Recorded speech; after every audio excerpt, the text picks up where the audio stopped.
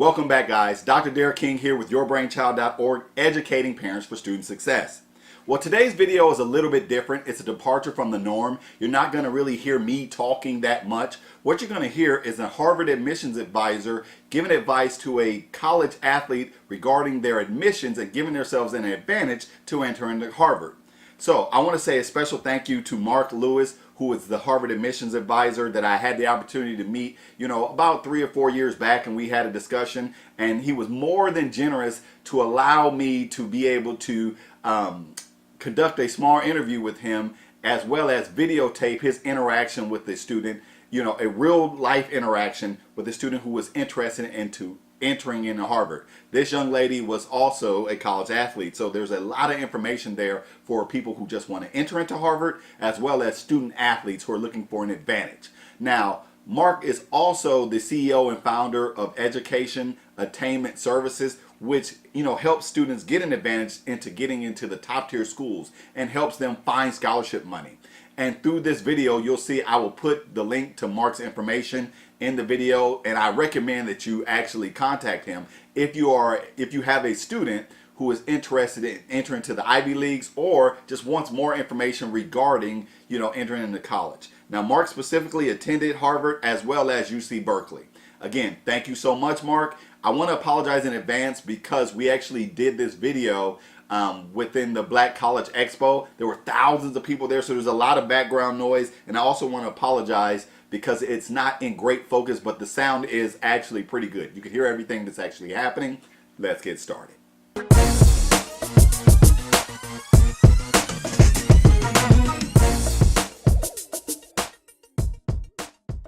So Harvard only admits about 5% of the students that apply.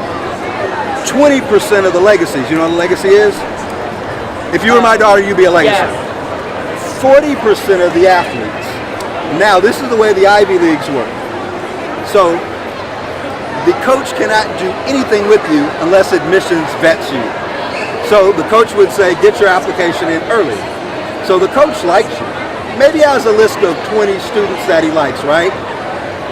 But he may only need 5 for whatever sport, just for the sake of conversation. Now, he knows not all 20 of them are going to get their application in. Some of them are going to get through the admissions process. So when you meet those benchmarks that I just described, guess what's going to happen in admissions? Yes, she's qualified. That makes it easy for the coach to be able to again take you. So you don't have to be the same kind of athlete that might play at, say, UConn as a woman, right? You don't have to be. But if you were, they would be more than happy to accommodate that. You could be a B+ athlete and be a stellar student because they typically don't get those. Having said that, the men's basketball team, though, they're doing pretty well. And I think 5 men from the football team went to the NFL. So they do get some top athletes. But that's going to enhance your ability to get into any school because of your athletic abilities, even though you're staying focused on your academics, which is key because if you can balance both at a high level, you're going to be in good, outstanding shape. Because what I want you to be is empowered. I want you to read about Angelica when you get home. You don't have to do it now. She's on the other side. And when I met her, August 7th, she was going into her senior year. Couldn't do a whole lot. She did not have AP courses. She had a 3.9 GPA though. She didn't have AP courses. She had a 19 on her ACT. So I called her father over and I said, this is the hill you need to die on. Get your daughter 2 AP courses for senior year. Then I told her, try to get as close to 31 as possible. Just like I wrote on that card for you, I wrote on that card for her.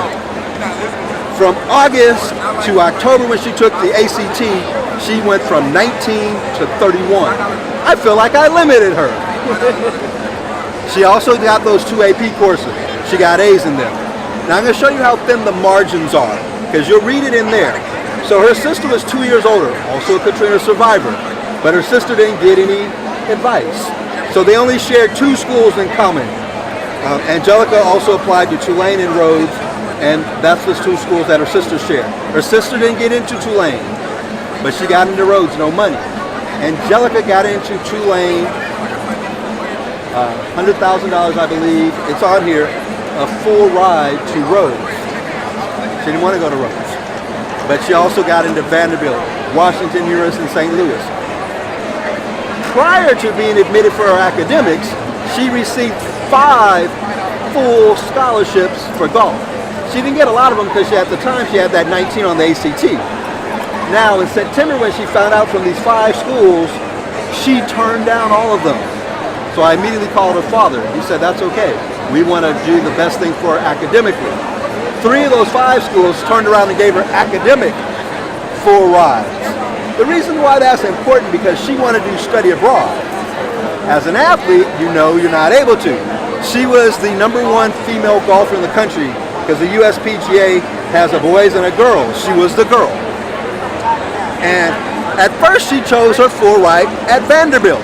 But when she went to Vanderbilt, they switched and said, no, we don't think we'll let you walk on. So because she had options, she then went to Washington University in St. Louis because she had a full ride there. And she said, am I still going to be able to walk on? Vanderbilt just flaked on me. They said, no problem. You can golf when you want, wherever you want. Because she had a full ride academic scholarship.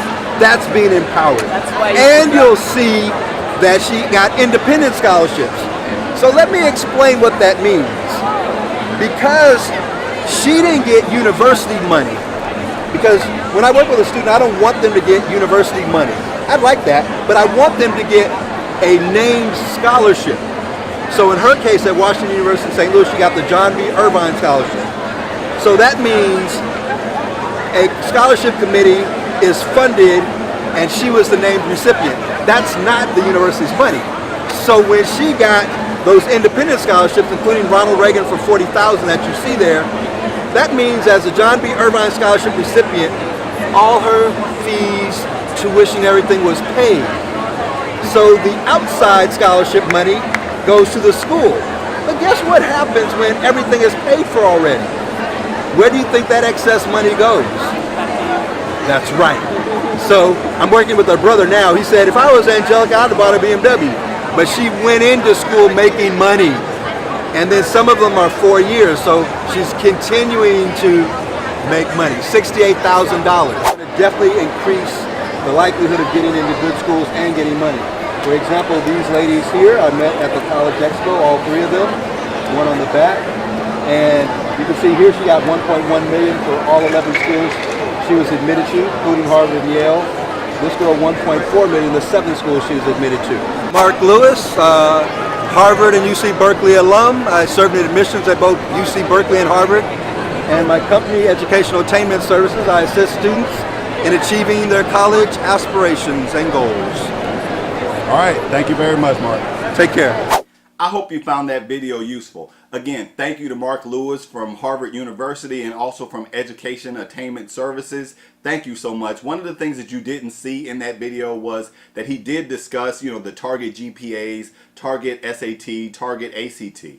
The overall thing he was explaining was you want to at least get a 3.75, you want to have a 1460 on the SAT score or a 32 on the ACT score, as well as you want to take up to 6 or at least 6 AP courses. And I would choose the AP courses, but actually you want to make sure that you take statistics, you want to make sure you take English, those 2 included at a minimum, and you can throw in the other. There's actually 38 AP courses. But again, if you want specifics, I'm going to put his information right here to go ahead and link to his website, and that way you can contact him directly, parents, if you have a student who's interested in, trying to find out if they can get more scholarship money or getting accepted into our top tier schools.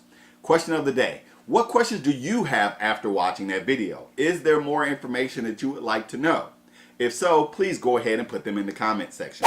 If you haven't done so already, please go ahead and click the subscribe button. That way you don't miss any of our Sunday or Thursday updates. Again, thank you so much. On behalf of all educators, thank you parents for being so committed to your child. I'll see you next time.